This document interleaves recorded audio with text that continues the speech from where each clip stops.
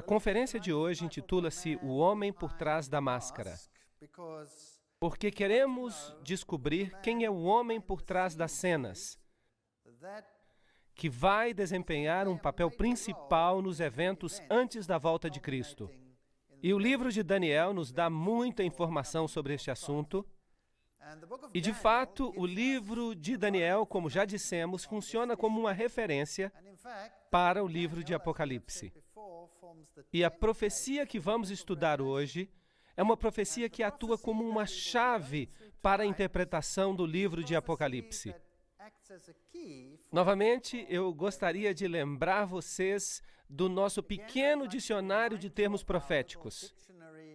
Roupas brancas são justiça, som de trombetas é um símbolo de guerra, também de juízo, prostituição significa idolatria, ser infiel a Deus, água ou oceano equivale a nações, Apocalipse 17:5. A mulher, vocês vão se lembrar, é a igreja. Sião é o povo de Deus. E hoje vamos falar sobre chifres e reis e reinos. E vamos ver por nós mesmos essas definições. E também, é claro, a rocha, que é Jesus. Há muitos textos que indicam isso. Portanto, vejamos esta visão de Daniel. É uma das visões mais espetaculares da Bíblia. Ela é realmente espantosa. Na verdade, ela é quase amedrontadora. No primeiro ano do rei Belsazar de Babilônia, assim que esta visão ocorre quase que no final do período babilônico, teve Daniel um sonho. Portanto, não foi o rei que teve um sonho desta vez, mas Daniel. E, obviamente, ele vai nos dar mais detalhes do que o rei em sua visão prévia, a qual foi como que um ABC da profecia. Teve Daniel um sonho e visões na sua cabeça quando estava na sua cama e escreveu logo o sonho. Ele vai explicar, não temos que adivinhar nada sobre isso. Daniel 7, versos 2 e 3. Eu estava olhando na minha visão da noite e eis que os 4 ventos... O que era mesmo isso? Guerra. Ventos do céu agitavam o mar grande. Então havia uma guerra entre as nações. E 4 animais grandes, ou seja, reinos, diferentes uns dos outros, subiram do mar. Eles eram diferentes uns dos outros. Daniel 7, versos 2 e 3. Assim, vamos apenas ter certeza que está tudo claro. Os símbolos proféticos da Bíblia, lembram-se? O mar são povos, nações, multidões, Apocalipse 17, 15. E o vento dissemos que é guerra, e bestas são reinos, Daniel 7, 17. Vamos ler estes textos para que fique tudo absolutamente claro. Apocalipse 17, 15. As águas que viste são povos e nações e multidões e línguas. Portanto, este é o primeiro símbolo. Vamos até Jeremias para ver o que podemos encontrar ali. Jeremias 49, 36. E trareis sobre Elão os 4 ventos dos 4 cantos do céu, e os espalharei na direção de todos estes ventos, e não haverá nação onde não cheguem os fugitivos de Elão. Verso 37. E farei com que Elão tema diante dos seus inimigos. Agora, chamamos isso de paralelismo hebreu. Algo é explicado de uma maneira e depois repetido de outra. E dessa forma os símbolos são explicados. Eles se explicam a si mesmos. Portanto, os 4 ventos, os que dispersam Elão, significa que Elão temerá diante dos seus inimigos. Haverá guerra. E diante dos que procuram a sua morte, farei vir sobre eles o mal, o furor da minha ira, diz o Senhor. E enviarei sobre eles a espada, a guerra, até que venha consumi-los. Então temos aqui o paralelismo, para ver que o mar equivale às nações e o vento equivale às guerras. Daniel 7, 17. Estes grandes animais são 4 computadores em Bruxelas. Não diz nada disso. Diz, estes grandes animais são 4 reis que se levantarão da terra. Portanto, 4 reinos que virão e são descritos como animais. ou bestas. 17:23. O quarto animal será o quarto reino na terra. Portanto, esta é a definição bíblica. Não podemos interpretar estes símbolos de nenhuma outra maneira a não ser como a Bíblia diz. Assim, os quatro animais são quatro reinos que se levantarão da terra. E agora podemos olhar para os reinos e descobrir para onde ir. O primeiro era como leão, mas tinha asas de águia. Enquanto eu olhava, foram-lhe arrancadas as asas, e foi levantado da terra, e foi posto em pé como homem, e foi-lhe dado um coração de homem. Daniel 7, verso 4. Agora, o primeiro reino que nós tínhamos em Daniel capítulo 2, a cabeça de ouro, Daniel a identificou como sendo Babilônia. A primeira besta que nós vemos aqui é o leão com asas de águia, que a propósito era o símbolo, um dos símbolos de Babilônia. E o que é fascinante aqui é que fizeram com que este animal ficasse em pé como um homem, e um coração de homem lhe foi dado. Este é um reino que exalta o lado humano acima de Deus. Esta é a apostasia máxima contra Deus, colocando o homem no lugar onde Deus deveria estar. E veremos, à medida que continuamos nesta série, que os eventos do fim também culminam com este mesmo assunto. O homem sendo colocado no lugar onde o divino deveria estar. Portanto, Bab-El, como eu já lhes disse, Babel, Bab é portal e El é Deus, portal de Deus, um outro caminho para Deus. Um outro caminho, outro além do caminho que foi prescrito e encontramos na Bíblia.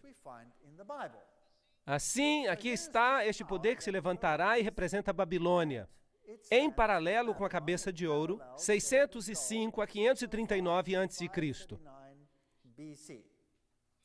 Vamos dar uma vista de olhos em relação ao simbolismo. Jeremias 4, verso 7. Já um leão subiu da sua ramada, e um destruidor dos gentios. Ele já partiu e saiu do teu lugar para fazer da tua terra uma desolação. O profeta está falando de Jerusalém, Israel, a fim de que as tuas cidades sejam destruídas e ninguém habite nelas. Este leão a que se refere ao reino de Nabucodonosor, Babilônia, que estava por vir, e Jeremias aplica o símbolo do leão à Babilônia. Portanto, o primeiro reino é Babilônia. Aqui está um símbolo que era usado em Babilônia. Você pode ver que o leão com asas de águia é parte desse simbolismo. Aqui está outro relevo. E aí, de novo, se pode ver o leão com asas de águia, símbolos de Babilônia. Assim que a arqueologia confirma que este era o símbolo que era usado, assim não precisamos nem adivinhar o que está acontecendo. A Bíblia nos dá um bom começo. Daniel, capítulo 2, começou com Babilônia, e Daniel, capítulo 7, começa com Babilônia. E eis aqui o segundo animal. Substitua isso por outra palavra, reino, semelhante a um urso que se levantou de um lado,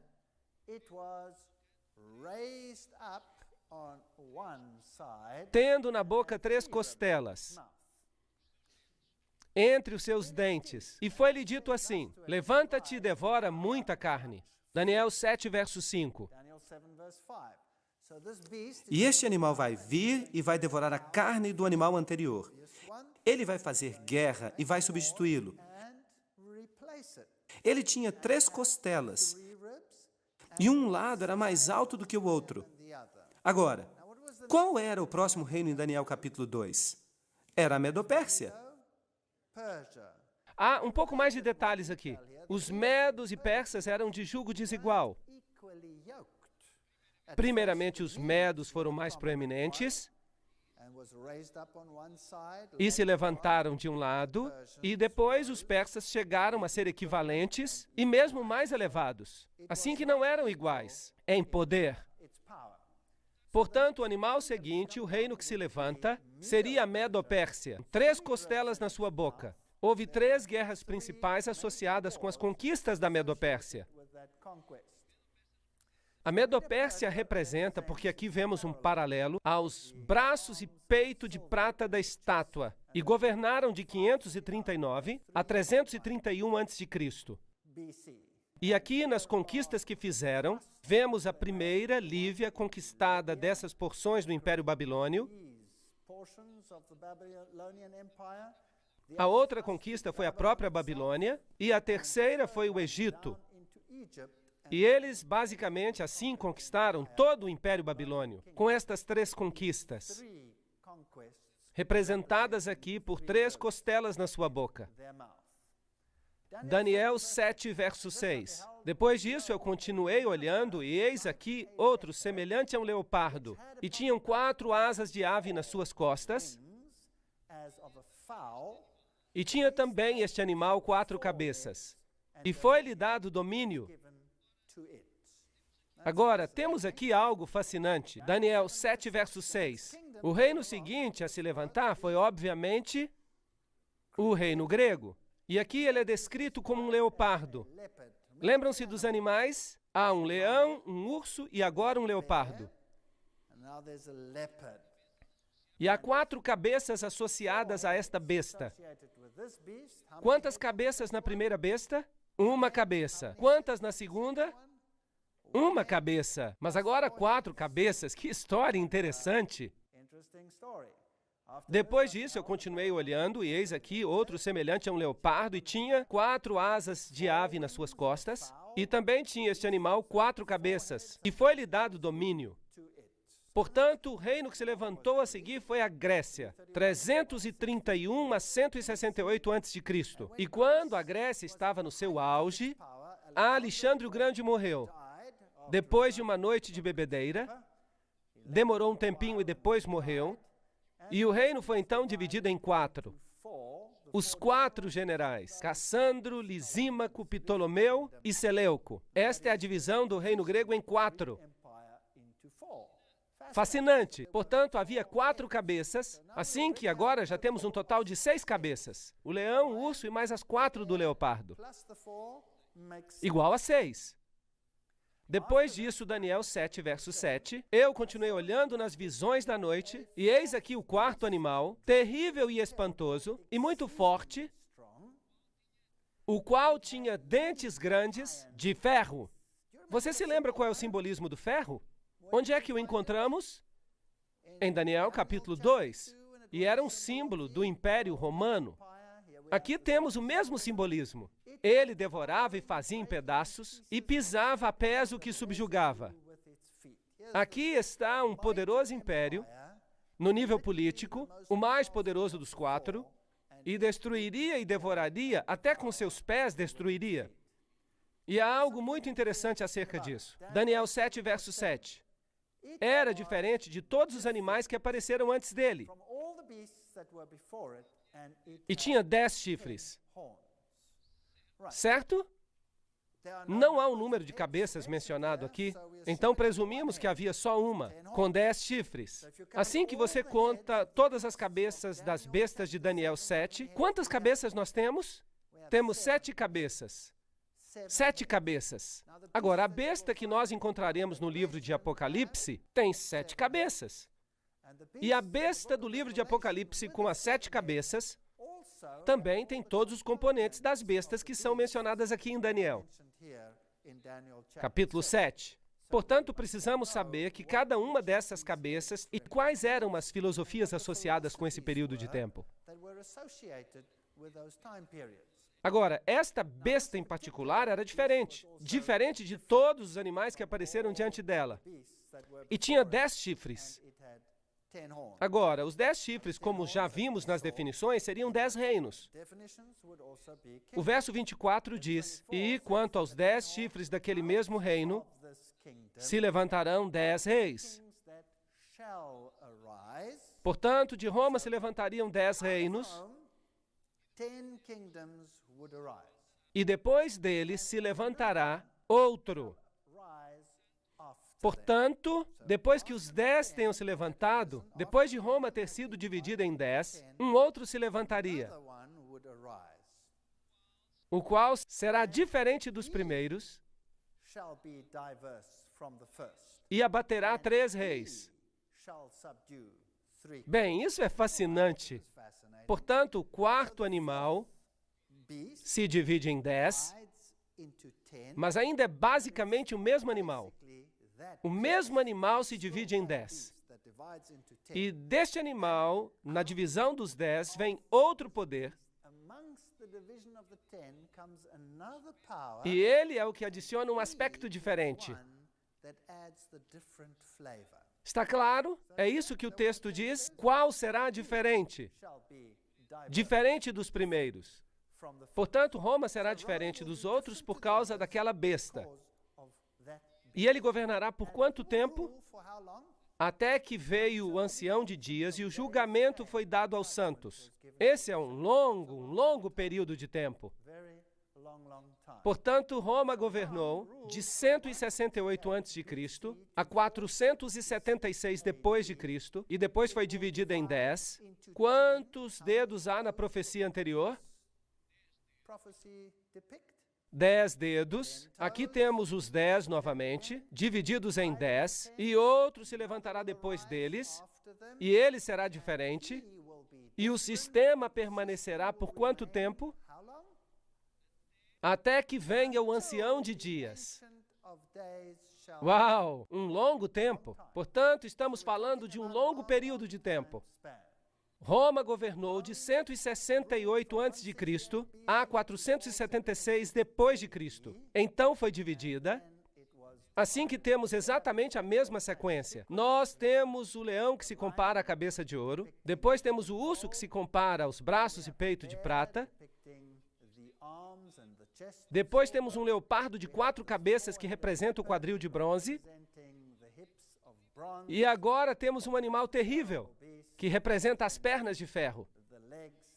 E os 10 dedos, quando dividida em 10, e também será diferente por causa de um outro que se levanta depois dele.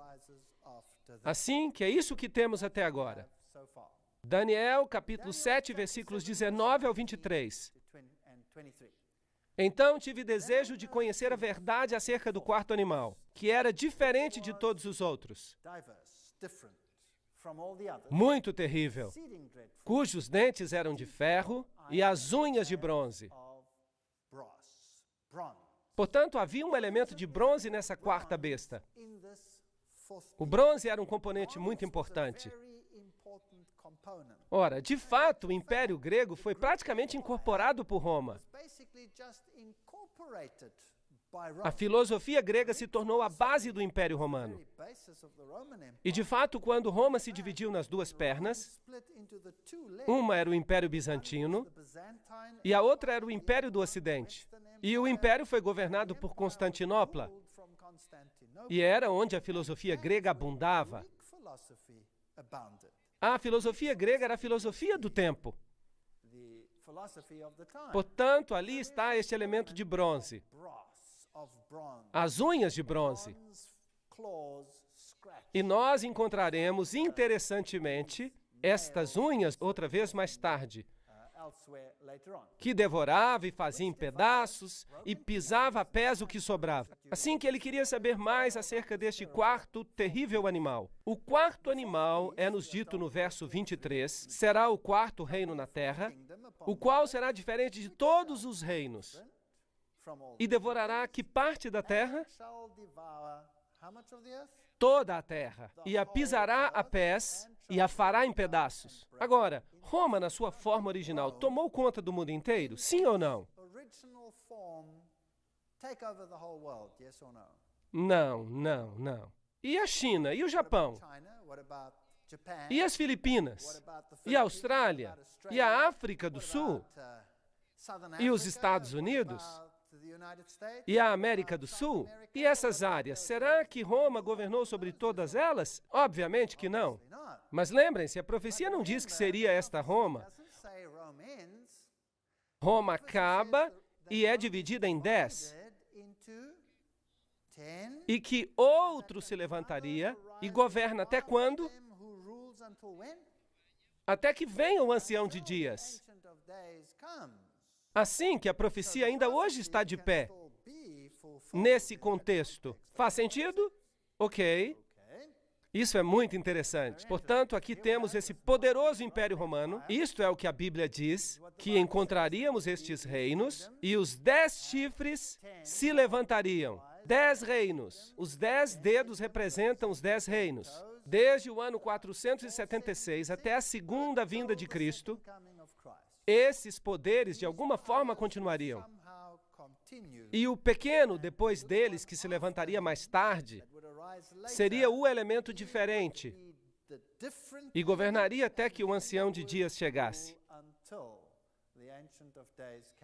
Daniel 2, verso 44, lembrem-se, está falando acerca dos 10 dedos, que são equivalentes aos 10 chifres, e diz, mas nos dias desses reis, o Deus do céu levantará um reino, que não será jamais destruído, e esse reino não passará a outro povo, e esmiuçará e consumirá todos esses reinos, mas ele mesmo subsistirá para sempre. Assim que temos um paralelo perfeito entre Daniel capítulo 2 e o capítulo 7. Agora, Daniel estava se perguntando acerca disso. No verso 8 diz, estando eu a considerar os chifres, portanto, ele estava olhando para a linha de tempo para ver quando Roma era dividida em 10 componentes. E ele está olhando para esses 10 reis que se levantam do Império Romano. Eis que entre eles subiu outro chifre pequeno. De fato, se fala de pequenez. Ele era muito pequeno. E então ficou cada vez maior. Entre eles subiu. De onde ele sobe? Dentre eles. Bem, então este chifre pequeno sobe dentre os 10. Isso é muito importante, porque este chifre pequeno é o homem por trás da máscara. E este chifre pequeno sobe dentre os 10.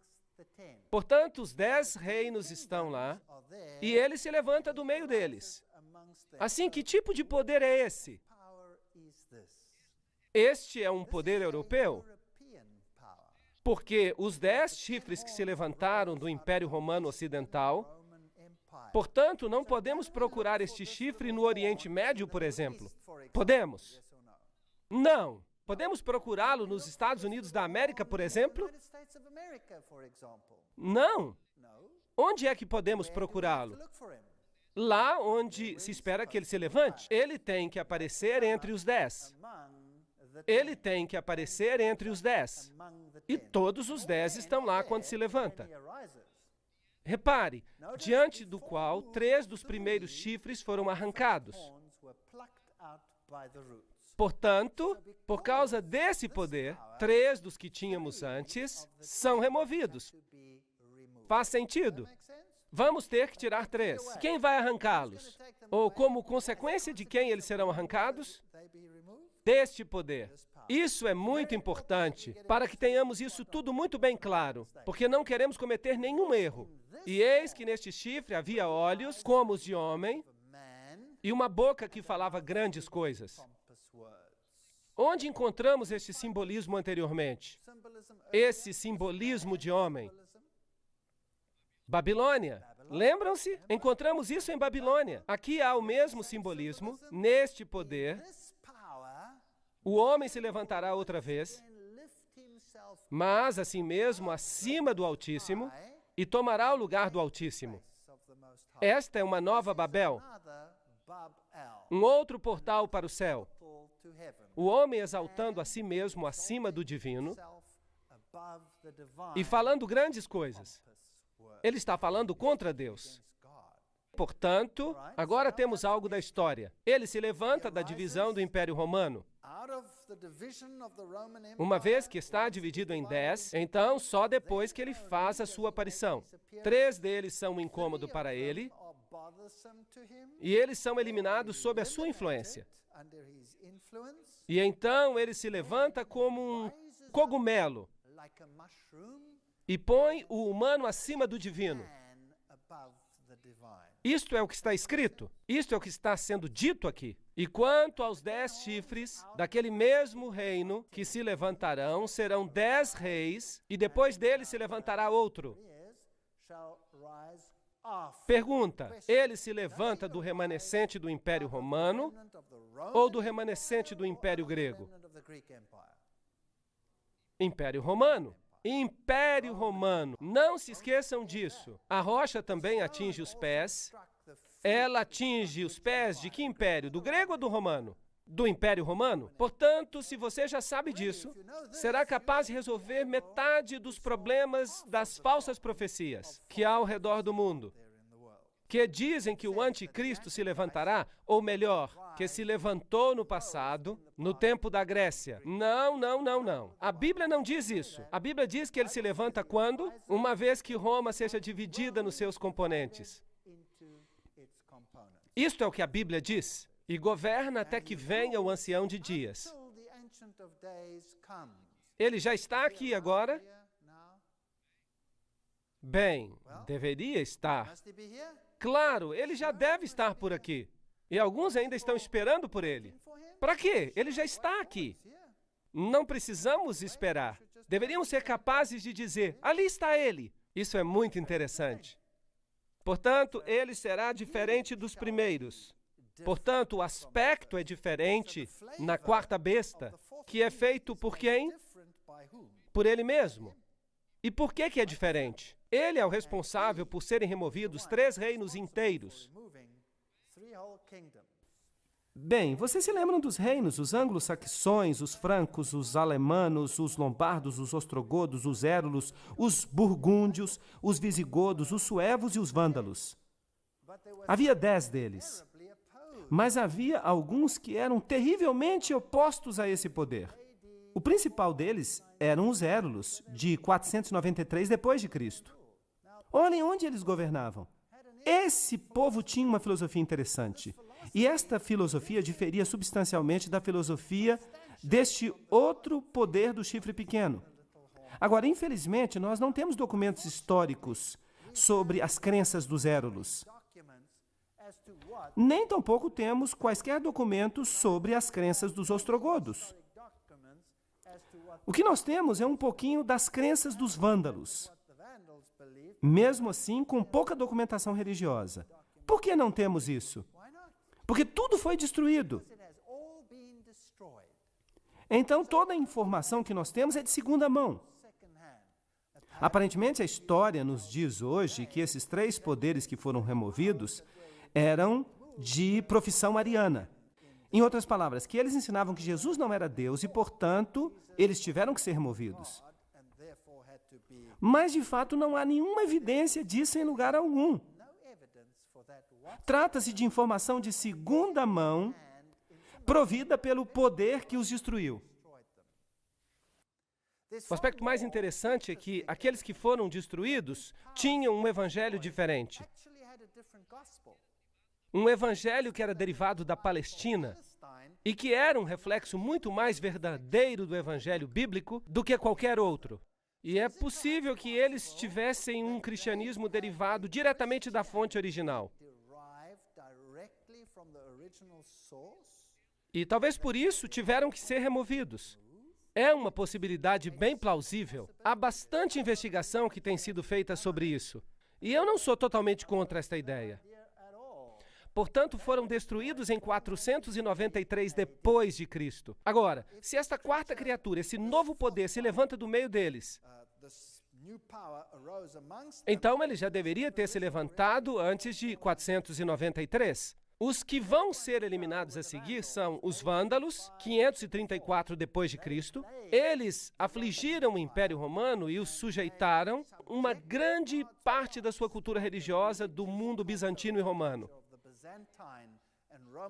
Eles os subjugaram ferozmente e, portanto, finalmente os vândalos foram destruídos pelos exércitos do Império Romano Oriental.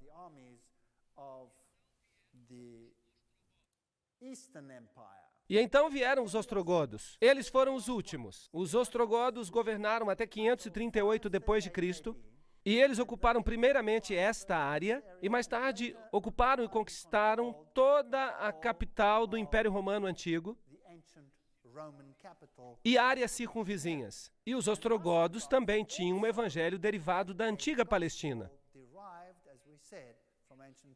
Portanto, eles tiveram que ser removidos. Eles eram tolerantes às outras religiões, mas eles eram um espinho na carne do poder do chifre pequeno. E finalmente eles foram destruídos com a ajuda, dentre outros, dos francos, por aqui mais ou menos, que fizeram uma aliança com os reis de Constantinopla, com os Césares. E, portanto, em 538 d.C., a oposição ao chifre pequeno desapareceu. E ele cresceu como um cogumelo. Portanto, os alemanos, os remanescentes dos 10, eles são os alemães hoje, os burgúndios, os suíços, os francos, os franceses, os lombardos, os italianos, os saxões, os ingleses, os suevos, os portugueses, os visigodos, os espanhóis, e os érulos, os vândalos e os ostrogodos foram eliminados. De fato, estes não foram os únicos contra os quais se fez guerra. Não. Os visigodos, por exemplo, sendo provavelmente muito relacionados aos ostrogodos, tinham sentimentos semelhantes. E houve muitas guerras combatidas e muita subjugação por aqui, antes que estes também se alinhassem com o pensamento do poder do chifre pequeno. Os maiores aliados do poder do chifre pequeno foram os francos, que são hoje os franceses. E os primeiros a adotar essa roupagem, um dos primeiros foi Clovis, e Clovis entrou para a história, mais do que qualquer outro, como o homem que ajudou o poder do chifre pequeno a chegar à sua realização. Daniel 7, verso 9. Eu continuei olhando até que foram postos uns tronos, e um ancião de dia se assentou, e a sua veste era branca como a neve, e o cabelo da sua cabeça como a pura lã, e o seu trono era de chamas de fogo, e as suas rodas de fogo ardente.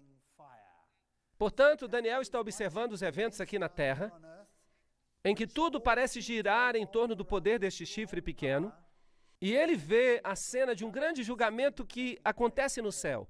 O verso 10 diz: assentou-se o juiz e se abriram os livros. Portanto, aqui havia uma cena de julgamento. E eu estava olhando nas minhas visões da noite, e eis que vinha nas nuvens do céu um como filho do homem. Este é um acrônimo para anjo. Vamos ver que isso nos vai ser explicado em outra conferência. E ele se dirigiu ao ancião de dias e o fizeram chegar até ele. Verso 13. Portanto, esta não é a vinda de Cristo a esta terra. Esta é uma cena que acontece no céu, enquanto o chifre pequeno estabelece o seu domínio aqui na terra. Assim que o julgamento está pronto para sentar-se no reino celestial. E foi-lhe dado, isto é, ao Filho do Homem, o domínio e a honra e o reino, para que todos os povos, nações e línguas o servissem, e o seu domínio é um domínio eterno, que não passará, e o seu reino tal que não será destruído. Portanto, temos um contraste por aqui. Por um lado, temos um reino que vai ser estabelecido nesta terra, cuja sede e poder repousam sobre o chifre pequeno, e do outro lado, temos um julgamento que ocorre no lugar onde o poder será dado a Cristo. Portanto, temos dois poderes opostos. Cristo, grande vencedor ao final, e o anticristo, que trabalha e vão um contra o outro. Um estabelece o seu reino sobre a terra, e o outro estabelece o seu reino eterno que nunca será destruído. Mas os santos do Altíssimo receberão o reino e o possuirão para todo sempre e de eternidade em eternidade. Daniel 7, versículo 18. Lindo simbolismo, muito poderoso. Agora vamos dar uma olhada às referências de Paulo ao homem do pecado. Em 2 Tessalonicenses, capítulo 2, versículos 1 a 10, Paulo descreve esse poder do anticristo que se levantará. Ora, irmão, rogando pela vinda do nosso Senhor Jesus Cristo e pela nossa reunião com Ele, que não vos movais facilmente do vosso entendimento, nem vos perturbeis por espírito, nem por palavra, nem por epístola, como se este dia de Cristo já estivesse perto. Percebem que alguns, mesmo nos dias de Paulo, ensinavam que o dia do Senhor estava perto. E alguns estavam pregando que Cristo já estava reinando. E Paulo diz, não, não, não, não. Há algumas coisas que têm que acontecer primeiro. Portanto, o dia de Cristo não chegar ainda. Ninguém de maneira alguma vos engane, porque não será assim a vinda do Filho do Homem, sem que antes venha a apostasia. Portanto, primeiro, então, a igreja entraria em apostasia e se manifeste o homem do pecado, o filho da perdição. Apenas 2 homens na Bíblia são chamados de filho da perdição. Apenas 2. Um é o homem do pecado e o outro foi Judas. Agora, como traiu Judas a Jesus? Com um beijo. Veja, Judas pretendia passar-se por um deles. E depois traiu a Jesus. O outro, você acha que é possível que ele se faça passar por discípulo, mas depois traia Jesus com um beijo? Acha que isso seria possível, só que numa escala maior?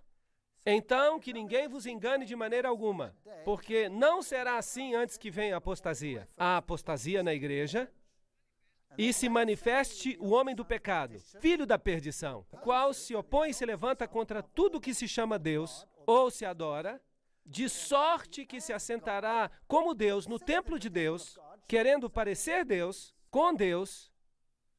Portanto, aqui está uma autoridade presunçosa que assume o poder. De fato, este poder dirá, eu sou um outro Deus nesta terra. E a salvação é através de mim. Mas este poder será um poder sutil que trabalha tal como Judas trabalhou. Mas este é o espírito do anticristo, do qual já ouvistes que há de vir, e eis que já está no mundo. 1 de João, verso 3 do capítulo 4. Portanto, agora vamos pensar nisso. Se o espírito do anticristo já estava no mundo no tempo de João, e Paulo diz que virá a apostasia, então este homem do pecado será revelado. Então, este homem do pecado tem estado conosco por todo este tempo. Portanto, já vimos que ele não pode ter vindo no Império Grego, porque ele se levanta do Quarto Império, e tampouco pode vir em algum momento do futuro de uma tribo da Palestina. Correto? Vocês estão de acordo comigo? Ok. Se isso está correto, então todo mundo cristão deve estar em um grande erro acerca deste assunto. Porque metade da cristandade acredita e ensina que o anticristo já veio e que o seu nome era Antíoco Epifânio IV e que ele era um rei grego. A Bíblia diz que ele se levanta do quarto animal. De fato, depois do declínio do quarto animal e a sua divisão em 10. E a outra metade da cristandade é ensinada que o anticristo virá no futuro, depois do arrebatamento. Agora, nós temos aqui um problema, porque esta não é sequer a mesma igreja cristã, mas aqui diz na igreja primitiva que ele já estava no mundo e agia de maneira clandestina na igreja cristã primitiva. Portanto, nenhuma dessas posições pode estar correta. Paulo continua, não vos lembrais que estas coisas vos dizia enquanto ainda estava convosco? E agora vós sabeis o que o detém, para que a seu próprio tempo seja manifestado.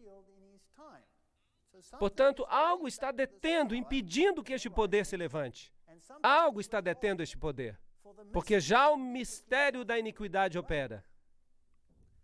Portanto, este poder, este iníquo e misterioso poder, já estava operando no mundo no tempo de Paulo. Portanto, este não é um poder futuro, que virá apenas no fim dos tempos. Não, não, não. Ele tem que estar aqui. Ele já está aqui há todo este tempo. Somente há um que resiste até que do meio seja tirado. Vemos na versão Almeida Revista e Atualizada, e aguarda que somente seja afastado aquele que agora o detém. Portanto, havia um poder segurando de alguma forma este poder do chifre pequeno para que ele não se manifeste. E Paulo lhes tinha dito quem era esse poder. Não vos lembrais que estas coisas vos dizia, mas ele não menciona isso aqui. E então será revelado o iníquo, a quem o Senhor desfará pelo sopro da sua boca e aniquilará pelo esplendor da sua vinda. Portanto, este poder será levantado quando algo que o detém seja tirado, ou algum poder que o está detendo, e este poder será destruído por ocasião da segunda vinda de Cristo. A esse cuja vinda é segundo a eficácia de Satanás, com todo o poder e sinais e prodígios e mentiras. Esta é uma história interessante. Com todo o engano da injustiça para aqueles que perecem, porque não receberam o amor da verdade para se salvarem. Será possível que este poder engane a todo mundo quando eles aceitam um evangelho que é baseado em valores humanos e não em valores divinos? Em critérios humanos e não em critérios divinos? Será que isso é possível? Aqui nós temos um ponto em que Paulo, estamos lendo Romanismo e Reforma de Gratian. Paulo afirma a existência de conhecimento na igreja primitiva. A igreja primitiva sabia, diz ele, qual era o obstáculo. A igreja primitiva nos diz o que ela sabia sobre isso. E ninguém pode se colocar hoje numa posição de contradizer esse testemunho, que Paulo tinha pela palavra da boca somente, dito aos Tessalonicenses. Isto é um ponto em que só a tradição antiga pode ter autoridade. A especulação moderna não tem qualquer relevância nesse assunto. Hoje as pessoas estão dizendo, bem, o que poderia tê-lo detido? Talvez fosse o Espírito Santo. Por que haveria de ser o Espírito Santo? Havia um poder a detê-lo. E quando este poder é removido, o anticristo se levanta e permanecerá até que o Senhor venha. Então, o que os pais da igreja sabiam e que Paulo lhes disse verbalmente? Ele lhes disse, mas não escreveu. Bem, vamos ver o que dizem os pais da igreja primitiva. Tertuliano, um apologista cristão de 200 depois de Cristo, em A Ressurreição, diz: ele que resiste deve resistir até que do meio seja tirado. Que obstáculo está lá senão o Estado romano? A queda do qual, dividido em 10 reinos, deve então introduzir o anticristo. Portanto, isto era o que os pais da igreja cristã primitiva acreditavam, que quando Roma se for, então o anticristo será revelado. Será que isso é bíblico segundo Daniel capítulo 7? Absolutamente. Quando Roma se divide em 10 e quando o Estado romano desaparece, o anticristo será revelado. E isto é o que criam os pais da igreja cristã primitiva. Tá outro, João Crisóstomo, um sermão sobre 2 Tessalonicenses 2. Ele foi bispo em Constantinopla em 390 e diz: há somente um que impede agora até que seja tirado do caminho, que é quando o Império Romano é tirado do caminho, então ele virá, o anticristo. Aqui temos outros. Edward Elliot, que escreve um comentário sobre Apocalipse em 1862 e diz: nós temos um testemunho concordante com os primeiros pais, Irineu e dos discípulos de São João, dizendo a Crisóstomo e Jerônimo, quanto a como isto era entendido, acerca do poder imperial que governava e residia em Roma. Assim, isto é uma verdade bem simples. Quando Roma cai, o anticristo vem. Enquanto os Césares mantiveram o poder imperial, era impossível para o anticristo levantar-se. Na queda dos Césares, ele se levantou. Há uma outra fonte. Paulo não identificou o poder repressor porque ele sabia que era Roma e evitou as represálias.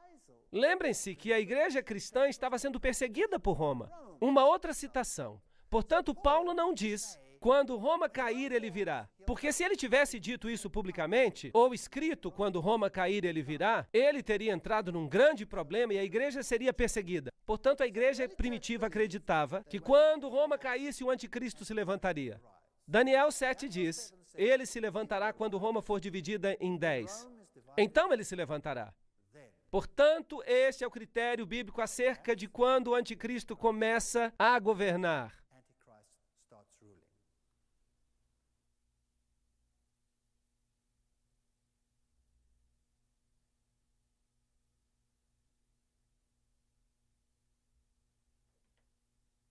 Vamos falar agora acerca do poder deste chifre pequeno. Aprendemos até agora que ele se levanta quando? Quando Roma é dividida. Aprendemos que ele vem dessa divisão e que se levanta dentre os 10 chifres. E aprendemos que será diferente dos primeiros.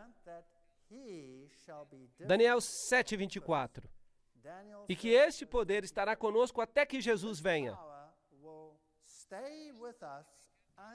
Isto significa que ele já se levantou e está entre nós hoje. Vamos dar uma olhada nos atributos que Daniel diz que o chifre pequeno terá. Primeiro, ele se levanta da quarta besta. Daniel 7, 7 e 8. Estão todos de acordo com isto? Ele se levanta de Roma. E é de lá que se levanta. Ele é um poder romano. Número 2. Ele se levanta do meio dos 10 chifres. Estando eu a considerar os 10 chifres, eis que do meio deles surgiu um chifre pequeno. Portanto, ele tem que surgir do Império Romano Ocidental. Ele é um poder europeu. Não é nenhum outro poder desta terra.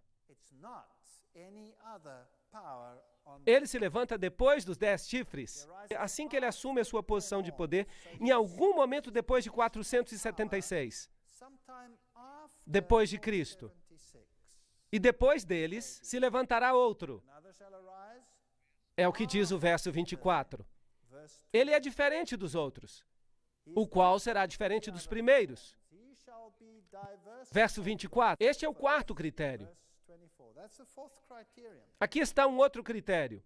Ele se torna mais robusto do que os outros, mais robusto do que os seus companheiros. Verso 20. Aqui está um poder que se torna mais grandioso do que qualquer outro reino. E sabem de uma coisa? Não é difícil ver o que a Bíblia está dizendo. Incômodo, talvez, mas não é difícil. Ele arranca 3 reinos, diante dos quais caíram 3. Verso 20. Ele tem olhos como de homens e fala grandes coisas contra o Altíssimo. Verso 25. Portanto, ele se exalta a uma posição onde Deus deveria estar. Primeiro, ele substituiu os preceitos divinos por preceitos humanos.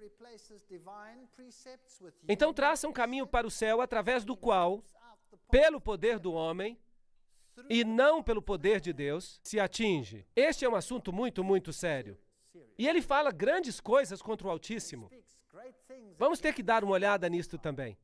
E depois ele fará guerra contra os santos. Destruirá os santos. Verso 25. Portanto, este poder deve ter sido um poder perseguidor, que lutavam contra aqueles que diziam que a salvação é através do poder de Deus, unicamente. E então, um outro critério. Ele mudará tempos e leis. Verso 25. Cuidará em mudar os tempos e a lei. Isto é fascinante. Agora, que tempos e leis você acha que Deus estaria preocupado em ver mudados? Deus estaria preocupado com as pequenas e tolas leis humanas? Não. Ele deve estar preocupado com uma modificação da lei divina. E os tempos que deveriam ser mudados seriam tempos que Deus estabeleceu. Por exemplo, Deus estabeleceu o tempo porque foi tarde de manhã o primeiro dia, foi tarde de manhã o segundo dia. De uma tarde a outra, eram medidos os dias anteriormente. Então havia festas e festivais e tempos que foram estabelecidos. Será que esse poder mudou tudo isto? Fascinante. Este é o 9º critério dado no livro de Daniel. Daniel é muito preciso. E ele governará e serão entregues em suas mãos por um tempo, tempos e metade de um tempo. Tempo, tempos e metade de um tempo. 3 anos e meio profético. Vamos falar sobre isso. Fascinante. O verso 25. E devorará toda a terra. O quarto animal, o qual será diferente, devorará toda a terra. A sua característica diferente, devorará toda a terra. E a pisará a pés e a fará em pedaços. Será que isso inclui os Estados Unidos? Que neste momento possa haver alguém controlando os Estados Unidos? Os poderosos Estados Unidos? Que dizer da poderosa Rússia? Ou de qualquer outra nação poderosa? Talvez a China? Vocês acham que podem estar sendo controlados por mais alguém neste momento? E isso vai existir até o fim, até que venha o ancião de dias, no verso 22. Agora, eu não estou inventando essas coisas, isso está no livro de Daniel. Vocês podem pegar o livro de Daniel e lerem vocês mesmos. Agora, o critério final. O seu reino será tirado no fim dos tempos. E o juízo será estabelecido e eles tirarão o seu domínio para o destruir e para o desfazer até o fim. A Bíblia diz que ele será destruído pelo esplendor da vinda do Filho do Senhor. Portanto, nenhum poder terrestre tirará o seu poder. O próprio Deus vai intervir. 13 critérios. Há apenas um poder no mundo inteiro que historicamente e de qualquer outra forma se possa qualificar. É uma situação bem lamentável. Agora, eu não quero entristecer ou enfurecer a ninguém aqui, e eu não quero ferir os sentimentos de ninguém.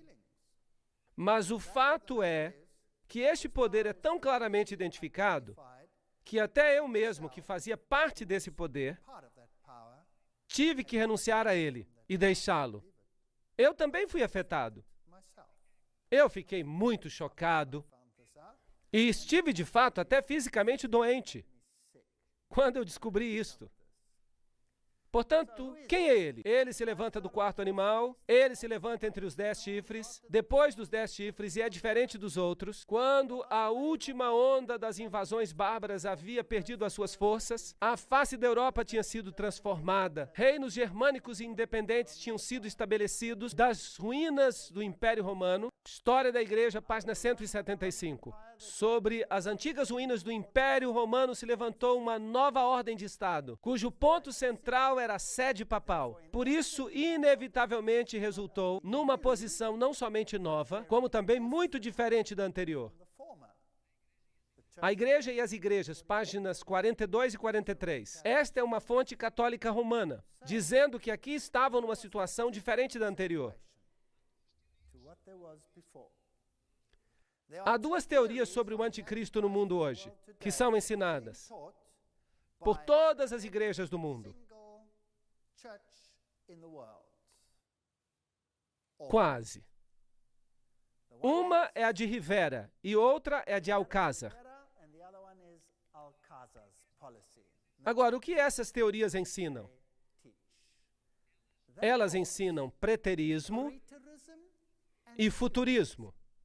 O preterismo ensina que o anticristo veio no passado, no tempo dos gregos, e o futurismo ensina que ele virá no futuro, depois da igreja cristã ter sido arrebatada. E nenhuma das duas doutrinas é bíblica, porque as duas violam Daniel capítulo 7, Daniel capítulo 8 e todo o livro de Apocalipse. Elas violam cada pequeno princípio bíblico, todas elas. E quem era Rivera e quem era Alcázar? Bem, os dois eram jesuítas.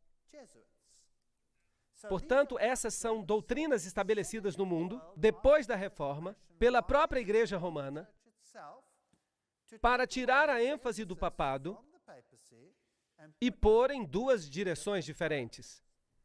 O historiador C.C. Ecker disse que quando o Império Romano tinha desintegrado toda a sua estrutura e o seu lugar tinha sido tomado por um número de rudes reinos bárbaros, a Igreja Católica Romana não somente se tornou independente do Estado em assuntos religiosos, como também dominou os assuntos seculares, o papado e os assuntos mundiais, página 1. Portanto, aqui estava um chifre, um reino que se tornou mais robusto do que os outros e os dominou, correto?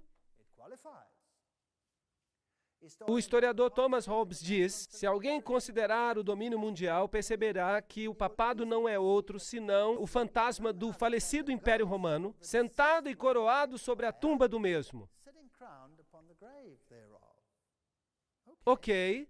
Portanto, Roma, na verdade, não se foi.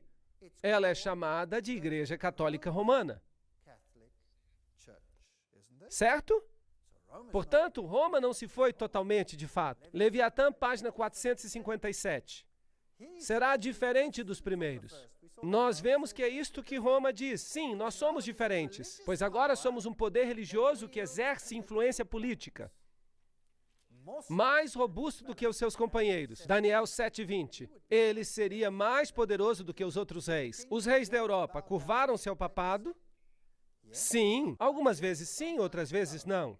E se não, eles eram finalmente subjugados e tinham que se curvar. Se não, eles tinham que finalmente vir, como Frederico da Alemanha, que teve que ficar descalço na neve, à espera de uma prorrogação para ter o seu reino de volta. Nos Concílios Sacrossantos, volume 13, Roma diz: nós definimos que a Santa Sé Católica e o Pontífice Romano têm a primazia sobre que parte do mundo? Todo o mundo. Interessante. O vigário do encarnado Filho de Deus, sumo sacerdote ungido e supremo governador temporal, o Papa, sentou-se no seu tribunal para julgar imparcialmente nação e nação, povo e príncipe, soberanos e súditos. Cardeal Henry Manning, em O Poder Temporal do Vigário de Cristo. Portanto, será que eles afirmam que estão controlando todos os outros reinos? Sim ou não? Sim, eles mesmos alegam isto. As chaves deste sangue, João Paulo II versus Rússia e o Ocidente, para controlar a nova ordem mundial. Mahaki Martimer é professor pontífice na Universidade Gregoriana, em Roma, e ele está dizendo isso, não eu. Arrancou 3 reinos, então tive o desejo de conhecer a verdade sobre o quarto animal que era diferente de todos os outros, e também a respeito dos 10 chifres que tinha na cabeça, e do outro que subiu, e diante do qual caíram 3. Daniel 7, 19 e 20. Sim, Roma alega que os 3 foram arrancados porque eram arianos, que eles não acreditavam que Cristo fosse Deus, que é um dos ensinamentos de Roma. Mas veremos que este é apenas um elemento esotérico de Roma. Que há outro ensinamento de Roma que é chamado de esotérico, que é um ensinamento ocultista e que diz algo completamente diferente. Mas isso será o tema de outra conferência. Ele tinha olhos como de homem e falava grandes palavras contra o Altíssimo. Aqui temos um sistema que se coloca acima de Deus e que fala contra o Altíssimo e destrói os santos. E foi-lhe dada uma boca para proferir grandes coisas e blasfêmias, diz Apocalipse 13:5. E o que é uma blasfêmia? E foi-lhe permitido fazer guerra aos santos e vencê-los. Será que a igreja romana fez isto? Absolutamente. Daniel 7:25. E proferirá palavras contra o Altíssimo, e destruirá os santos do Altíssimo, e cuidará em mudar os tempos e a lei. E é claro, não se pode mudar a lei de Deus, isso é apenas o que ele pensa poder fazer. E eles serão entregues na sua mão por um tempo, tempos e metade de um tempo. Vamos ter que ver isso em detalhes. Vejamos primeiro a definição bíblica de blasfêmia. E veremos se Roma cumpre os requisitos. Bem, nós encontramos em João capítulo 10, verso 30 a 33, eu e o Pai somos um. Disse Jesus. Jesus diz que é Deus. E os judeus responderam dizendo, não te apedrejamos por alguma obra boa, mas pela blasfêmia, porque sendo tu homem, te fazes Deus a ti mesmo. Portanto, uma definição de blasfêmia na Bíblia é quando alguém diz que é Deus. Bem, há muitas pessoas que blasfemam no mundo hoje em dia, mas esta é a primeira definição. Outra definição encontramos em Lucas, que diz, vendo ele a fé dele, disse, homem, os teus pecados te são perdoados. E os escribas e fariseus começaram a arrazoar, dizendo, quem é este que diz blasfêmias? Quem pode perdoar pecados, senão só Deus? Portanto, assim, existem 2 definições bíblicas de blasfêmia. Uma quando alguém diz que é Deus, e a outra se você diz que pode perdoar pecados. Bem, o que diz Roma? Aqui temos o artigo da Enciclopédia Católica, volume 12, acerca do Papa que diz, esta autoridade judicial incluirá mesmo o poder para perdoar pecados. Portanto, Roma diz que pode perdoar pecados. O sacerdote católico, página 78, diz, busque onde você desejar, no céu e na terra, e você encontrará um ser criado que pode perdoar pecados, que pode libertá-lo das cadeias do inferno. Este ser extraordinário é o Padre católico. Interessante. Tu és um sacerdote para sempre, diz o bispo ordenado. Ele já não é um homem pecaminoso, filho de Adão, mas um alter Christus, um outro Cristo, no lugar de Cristo. No lugar de, em grego, é anticristos, anticristo. no lugar de Cristo. Para sempre um sacerdote do Santíssimo, com poder acima do poder do Todo-Poderoso. Agora, isto é pesado. Dizer que você tem mais poder do que Deus. O Papa não é somente o representante de Jesus Cristo, mas ele é o próprio Jesus Cristo, ocultado sob o véu da carne. O nacional católico, julho de 1985. Portanto, Roma sempre alegou estar na posição de Deus. Então, o próprio Deus tem que se sujeitar ao julgamento dos padres católicos, tendo que absolver ou condenar, segundo os padres católicos perdoam ou não. A sentença do sacerdote precede e Deus endossa. Dignidade e Dever dos Padres, volume 12, página 297. Portanto, a Igreja Católica diz que quem está salvo e quem está perdido é definido por eles e Deus não tem escolha. E se eles dizem que não, Deus não pode dizer que sim. Portanto, quem é mais poderoso? Eles são. Será que isso é blasfêmia? Sim ou não? Isto é uma blasfêmia da mais alta ordem. O cardeal Bellarmino diz que todos os nomes que são aplicados a Cristo, pela virtude do qual se diz que ele está estabelecido acima da Igreja, todos esses mesmos nomes são aplicados ao Papa. Isto significa que ele assume o lugar de Deus. Portanto, ele cumpre este requisito. Dado em Roma, de nosso palácio, 10 de fevereiro de 1817, a 14ª jurisdição do Santíssimo Pontífice Pai em Cristo e nosso Senhor Deus, Papa Leão XII. Portanto, o Papa tem se coroado a si mesmo como Deus. Nós temos sobre esta terra o lugar do Deus Todo-Poderoso. Grandes cartas e encíclicas do Papa Leão. Vocês sabiam que hoje, quando o Papa escreve uma encíclica, sempre assina, o Papa João Paulo II, por exemplo, fazia isso, dado por nós em letras maiúsculas, em nosso, letra maiúscula, pontificado. Interessante, porque Deus disse, façamos o homem à nossa imagem, em maiúscula. Portanto, o Papa toma a prerrogativa e até os dias de hoje, ele alega ser e ter o poder de Deus.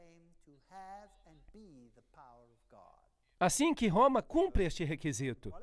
O Sacrosanto Concílio, nós decidimos que a Santa Sé Apostólica e Pontífice Romana detém a primazia sobre o mundo inteiro. Agora, esse poder tomaria finalmente o controle do mundo inteiro. Será que Roma controla mesmo o mundo inteiro? Você realmente acredita nisso? Você acha que isso é possível? Bem, vamos ter uma próxima conferência sobre as sociedades secretas. Eu não a perderia se fosse você. Tomás de Aquino escreveu O Poder Secular, que é um grande filósofo católico citado mais de uma vez por João Paulo II, mais do que qualquer outro filósofo da Igreja Católica. Ele escreve, o poder secular é sujeito ao poder espiritual, assim como o corpo é sujeito à alma, e, portanto, não é usurpação de autoridade que o prelado espiritual interfira em coisas materiais, concernente àquelas questões em que o poder secular está sujeito a ele. Portanto, todo mundo está sujeito a Roma. O Concílio de Trento declarou, todo o domínio temporal é dele. O domínio, a jurisdição e o governo da terra inteira, tudo isso é seu por direito divino. Todos os soberanos da terra são seus súditos e devem se submeter a ele. Isso foi o Concílio de Trento. Isso foi o que determinou o ataque da Reforma. Aqui temos uma senhorita que disse, Jesus disse, eu sou o bom pastor. E essa senhorita disse, é como estar com Deus. Quando viu João Paulo II, ela destruiria os santos. E lhe foi permitido fazer guerra aos santos e vencê-los.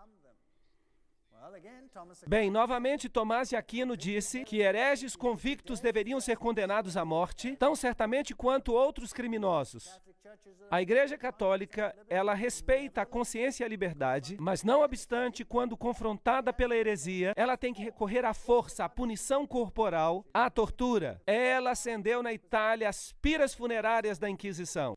Um professor católico, Alfred Ballard, em A Igreja Católica, Renascença e Protestantismo. Sim, ela o admite. Aqui está La Casa del Rezo, a sede dos jesuítas. Aqui está o juramento que é feito pelos jesuítas. Basicamente diz que se podem livrar de qualquer rei herege no mundo inteiro, de qualquer estado livre e soberano, ou governo que não queira se submeter ao papado. E qualquer pessoa que não se submeta à autoridade do pontífice romano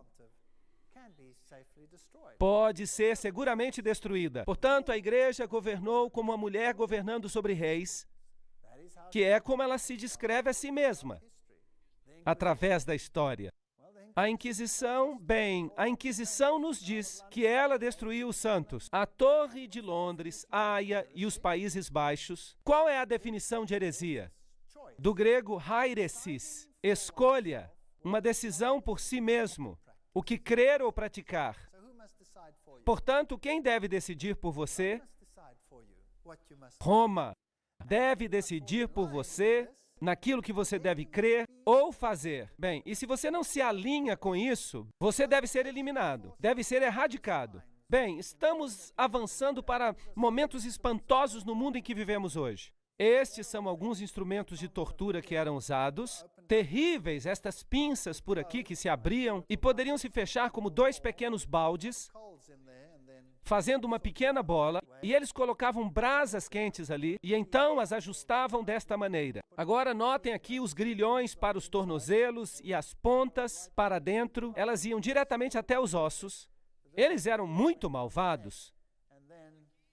Esta aqui era para o pescoço, e a apertavam com parafusos, e iam direto ao pomo de Adão.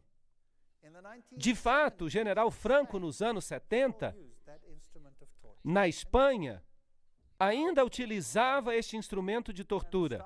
Dá para crer nisso? Quão primitivo o homem pode se tornar? E os cepos e os parafusos de polegar, e esta coisa horrível por aqui, eles içavam a pessoa de cabeça para baixo, com as mãos atadas nas costas, e a levantavam desta maneira, até o alto, e a dependuravam no teto. E então amarravam esta bola a uma estante alta, esta pedra pesada, nos pés, e ela rolava para baixo e assim arrancavam os braços. Muito cruel o que eles faziam. Esta é uma representação das piras, as estacas da Inquisição, e eles mataram literalmente milhões e milhões de pessoas. Este é um famoso monumento na África, para onde os franceses huguenotes escaparam, depois do grande massacre em que os huguenotes foram massacrados. O massacre de São Bartolomeu. E eles se descreveram como uma mulher, uma igreja que escapava com a Bíblia em sua mão. E aqui as cadeias de Roma arrancadas. Bem, eu tenho algumas novidades para vocês. E cada outra mulher do planeta, falando de igrejas, está mais uma vez em cadeias. Muda os tempos e a lei. Cuidará em mudar os tempos e a lei. Daniel 7:25. Alega o Papa ter mudado a lei de Deus? Absolutamente. Decretal de translatio episcopi. O Papa tem poder para mudar tempos, para abolir as leis e prescindir de todas as coisas, até mesmo dos preceitos de Cristo. Será que isso é arrogância da mais alta ordem? Portanto, eles dizem que podem mudar essas coisas. Será que o Papa mudou os tempos? Certamente que o fez. Qual é o calendário que nós usamos no mundo hoje? Quem sabe? Utilizamos o calendário gregoriano. Quem foi Gregório? Foi um Papa. E foram os tempos mudados? Sim. Por autoridade de quem? Dos astrônomos jesuítas. E o que eles mudaram? Eles mudaram a Páscoa. Eles mudaram a Páscoa para que ela tivesse conformidade com a festa de Ishtar. E, de fato, em inglês, ainda se chama assim, Easter, Ishtar. E é por isso que a paz, como se chamava a Páscoa entre os cristãos primitivos, ela era na lua nova e a Páscoa hebraica deveria acontecer em qualquer dia da semana. Agora que o Papa mudou isso e se seguiu o simbolismo dos saduceus, que se reuniam em Alexandria, segundo ensinamentos ocultos, a Páscoa só cai no domingo, por causa da festa de Ishtar. E nunca coincide com a Páscoa original. É possível, com o calendário que tem, em algum momento da história, que ela possa coincidir com a Páscoa original. E então, que decreto faz o papado? Se ocorre a festa no dia da Páscoa original, então o Papa muda a festa em uma semana para que ela caia num domingo. Portanto, ele mudou os tempos e as festas, definitivamente. Também, desde esses tempos, nós estamos celebrando o dia de meia-noite a meia-noite, e não de pôr do sol a pôr do sol. Então, ela revogou a lei e prescindiu de todas as coisas, até mesmo dos preceitos de Cristo. O Papa pode modificar a lei divina. Pronta biblioteca. Quem te dá direito, Senhor Papa, para mudar a lei de Deus? Os 10 mandamentos, como originalmente dados por Deus, nas primeiras tábuas, não terás outros deuses diante de mim. Então, depois há este grande mandamento que não devemos nos encurvar aos ídolos. E depois, tu não deves tomar o nome do Senhor teu Deus em vão. E o mandamento do sábado é proeminente. E então temos os mandamentos que ditam o relacionamento entre o homem e o próximo. Honra teu pai e a tua mãe, não matarás, não adulterarás, não furtarás, não dirás falso testemunho e não cobiçarás. Aqui estão os mandamentos como estão na Bíblia. Mas se você pegar o catecismo católico, verá que o segundo mandamento foi removido. Não terás outros deuses, ou seja, não farás. Ele deverá ser capaz de mudar leis, porque ele diz, eu sou o Senhor vosso Deus, não terás outros deuses estranhos diante de mim, não tomarás o nome do Senhor teu Deus em vão. Portanto, o segundo mandamento desaparece e o outro sobe uma posição. Lembra-te do dia de sábado para o santificar. Mas o que eles fizeram com este? Trataremos disso daqui a pouco. Portanto, ele só tem 9 mandamentos e para alcançar os 10, eles tomam o mandamento da cobiça e o dividem em 2. Não cobiçarás a mulher do próximo e não cobiçarás os bens do teu próximo. Fascinante. Lembrem-se que este aqui diz, não cobiçarás a casa do teu próximo, não cobiçarás a mulher do teu próximo. Eles ainda têm o descaramento de inverter a ordem do mandamento como se tivessem o direito de fazer. A Enciclopédia Católica diz, a igreja, depois de ter mudado o dia de descanso do sábado judaico, o 7º dia, para o primeiro dia da semana, fez o terceiro mandamento se referir ao domingo, porque o segundo já se tinha tirado como dia a ser guardado como dia do Senhor. Então eles mudaram os tempos, mudaram até o dia de adoração, que era o 7º dia, e foi transferido para o primeiro dia da semana. Mateus 5,17 diz, não penseis que eu vim destruir a lei ou os profetas. Eu não vim para destruir, mas para cumprir, para viver esses preceitos. Aqui está o Catequismo do Converso, da Doutrina Católica, página 50. Ele diz, pergunta, qual é o 7º dia? Resposta, o sábado é o 7º dia. A Igreja Católica está bem ciente disso, todos eles sabem. Pergunta, por que nós observamos o domingo em vez do sábado? Resposta, nós observamos o domingo em vez do sábado porque a Igreja Católica, no Concílio de Laodiceia, transferiu a solenidade do sábado para o domingo. Assim, ela mudou os tempos e as leis. Sim ou não? Sim, ela mudou. Tempos, tempo e metade de um tempo. A que isso se refere? Os santos seriam entregues em suas mãos por um tempo, tempos e metade de um tempo. Se você tem uma Bíblia moderna, ela dirá 3 anos e meio. Agora, um ano profético é diferente de um ano literal. Um ano em sentido profético tinha 360 dias, porque o ano hebraico tinha 360 dias. Portanto, 2 vezes 360 igual a 720. Metade de um tempo, metade de um ano, 180. Ao somarmos tudo, isso daria 1.260 dias proféticos. Ora, isso se transforma em 1.260 anos literais. Vamos solucionar isso. Com a conquista de Roma por Belisário, começa a história da Idade Média. Portanto, quando Roma foi conquistada e os ostrogodos foram removidos, a história da Idade Média começou. Philip Schaeffer diz, Virgílio ascendeu ao trono papal em 538 depois de Cristo, sob a proteção militar de Belisário. Portanto, do poder do chifre pequeno assumiu a sua autoridade. Em 538 depois de Cristo, porque o último dos chifres, ou dos reinados que impediam seu avanço, eles foram os ostrogodos. E eles foram removidos em 538 depois de Cristo. E Virgílio sobe ao assento papal. Assim, o domínio de Roma começa. E depois dele se levantará outro. Os 10 reinos estabelecidos em 476 depois de Cristo. Depois deles, em 538 depois de Cristo, o reinado papal começa de acordo com um decreto feito por Justiniano, que diz que o Papa seria o corretor dos hereges e o governador de todas as igrejas. Ora, em 538, se você adicionar a este número 1260, chega-se a 1798. E o que aconteceu em 1798? Berthier entrou em Roma, 10 de fevereiro de 1798, e proclamou a República. Metade da Europa pensou que o veto de Napoleão seria obedecido e que, com o Papa, o papado morreria. Portanto, exatamente de acordo com o tempo profético, a Bíblia nos diz, exatamente de acordo com este tempo profético, o relógio bateu em 1798 e o poder temporal do Papa foi detido por um tempo. Portanto, a profecia de tempo dos 1260 anos, 476 depois de Cristo, os 10 reinos são estabelecidos.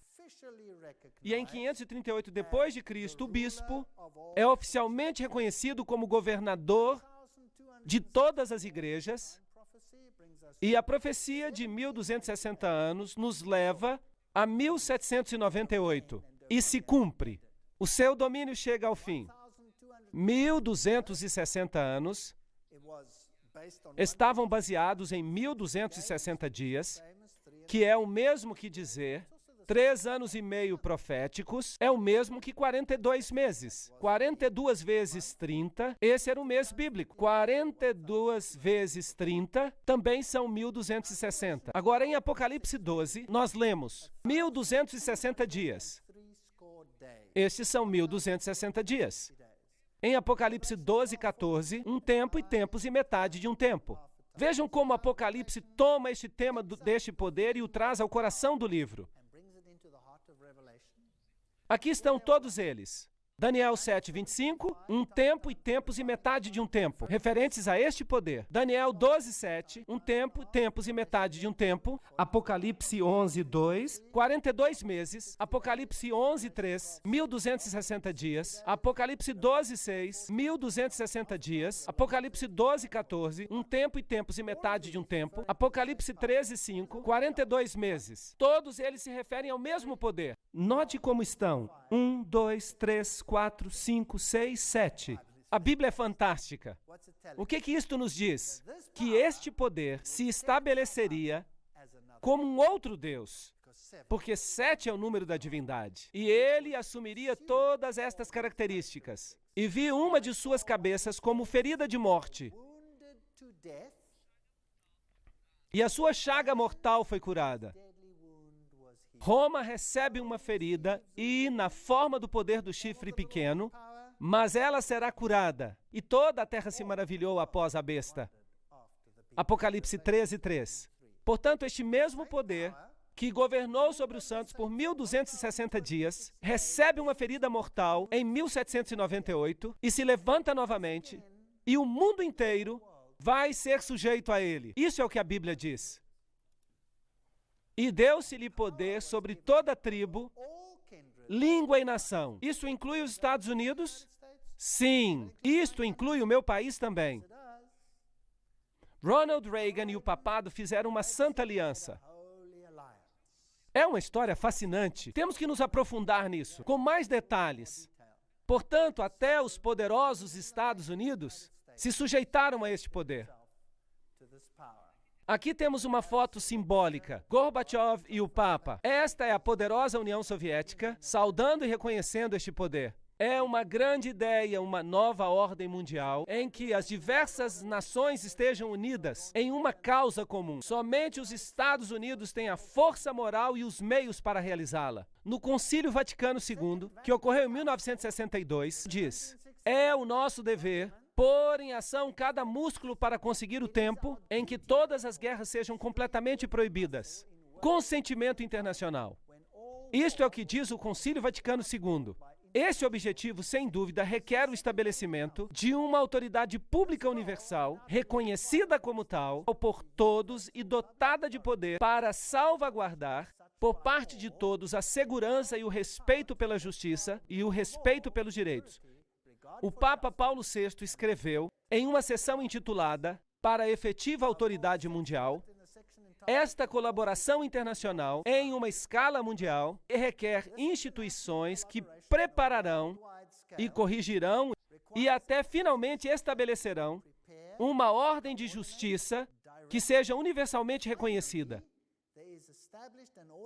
Quem não vê a necessidade de estabelecer progressivamente uma autoridade mundial capaz de agir efetivamente em setores judiciais e políticos? Fascinante. E quem foi coroado governador de todo o mundo? Esse mesmo homem. Fascinante. João Paulo Superestrela. Maastricht. A Europa unida. O que o mundo tem a dizer acerca disso? Por que o Parlamento Europeu tem esta construção? Uma construção muito interessante. Nós vamos ter uma conferência acerca desta situação da Europa e o que significa. E o que diz George W. Bush acerca deste poder? Em 25 de março ele disse: a melhor forma de honrar o Papa João Paulo II, verdadeiramente um dos grandes homens, é levar os seus ensinamentos a sério, é ouvir as suas palavras e colocar os seus ensinamentos em prática aqui na América. Este é um desafio que todos devemos aceitar. Portanto, quem está sujeito a quem aqui? Quem está sujeito a quem? Em 1991, o Papa fez um chamado para a nova ordem mundial. E foi sobre o que o seu discurso de Ano Novo? Ele teve apenas uma mensagem. Ele disse: é tempo de estabelecer uma autoridade mundial. Agora mesmo. Esse foi o seu pedido. Ele visitou as Nações Unidas e falou em nome de todas as religiões do mundo. Note agora que isso inclui o budismo, o hinduísmo, o shintoísmo, o zoroastrismo, o protestantismo, o catolicismo e todos os demais. Será que existe uma agenda? E Gorbachev disse: nós devemos ajudar João Paulo II porque ele está certo em seu pedido por uma nova ordem mundial. Disse Gorbachev, quando o Papa falou nas Nações Unidas, na celebração dos 50 anos.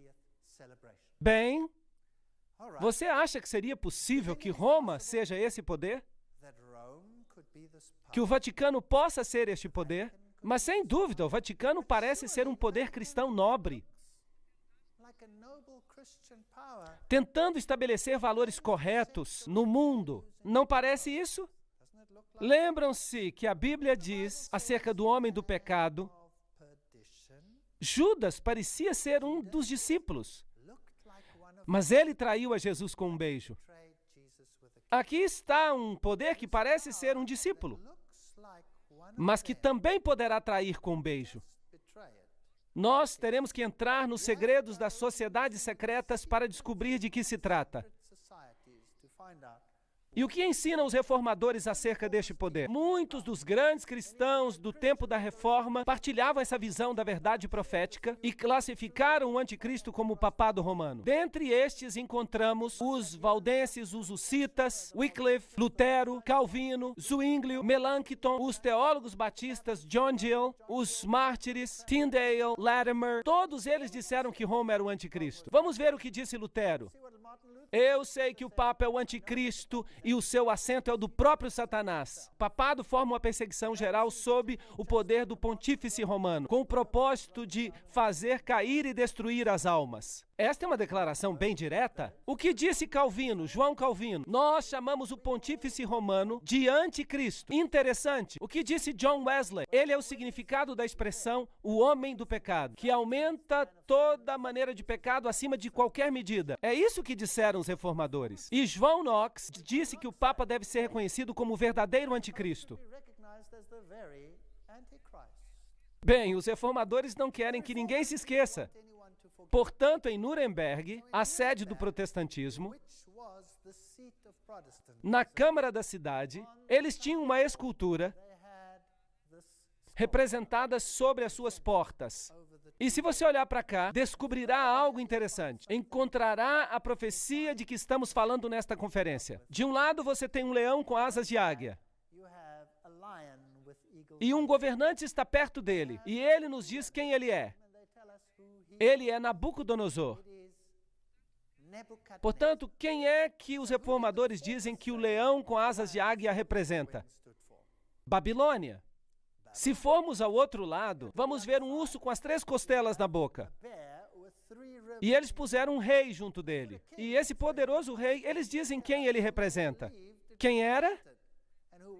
Era Ciro, o Grande. Portanto, eles estão dizendo que eram os medos e persas. Os reformadores não tinham rodeios de palavras. Eles disseram tudo e colocaram em pedra. Se você for ao outro lado, verá a outra porta e é assim que ela nos aparece. Vamos ver um pouco mais de perto. Há uma besta, um leopardo com 4 cabeças. E quem é que eles colocaram ao lado? Alexandre o Grande. Portanto, eles a identificaram com a Grécia. E do outro lado está uma besta terrível com 10 chifres. E eles têm um poderoso imperador ali, que é Júlio César. Então, quem é que eles disseram que era? Eles disseram que era Roma. E então, por aqui, eles têm esta pequena estrutura estranha, que surge entre eles, e ela tem a face de um homem, e tem uma pequena coroa. E não deixaram mistério sobre a identidade desta besta. Disseram que era Roma. Quem é que ainda ensina isto hoje? Ninguém. Ninguém ensina isto mais. Será que as igrejas cristãs ensinam isto? Não. De fato, elas todas se uniram no movimento ecumênico que diz: vamos aceitar Roma como nosso líder espiritual. Todas as denominações cristãs fazem parte do movimento ecumênico. E todas elas estão dizendo: vamos receber de volta as correntes. Isso é muito triste. Não deixem que ninguém os engane, de modo algum. Antes daquele dia virá apostasia, e então será revelado o homem do pecado, o filho da perdição. Este se opõe e se exalta acima de tudo que se chama Deus ou é objeto de adoração, chegando até a sentar-se no santuário de Deus, proclamando que Ele mesmo é Deus. Isso está fazendo sentido agora? Certamente que sim. Se fosse possível, eles enganariam os próprios eleitos. A fantasia de cristianismo é tão perfeita que nós não percebemos o âmago do ocultismo por trás dela. Quem está de fato em controle aqui? Quem está por trás do que está acontecendo? Que poder é exercitado em Roma? Quem é o Papa Negro? Quem é Peter Hans Kulvenbach no momento? Quem é ele? Qual é o seu papel no mundo? Você gostaria de saber? Então vejamos. Ele devorará a terra inteira. Isso significa que a rede de intrigas deve se espalhar por todo o mundo e ele continuará até o fim. Ele já está aqui agora, mas o seu domínio será tirado no tempo do fim.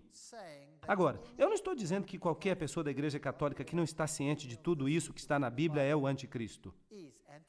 Eu estou falando de um sistema aqui. Há um sistema.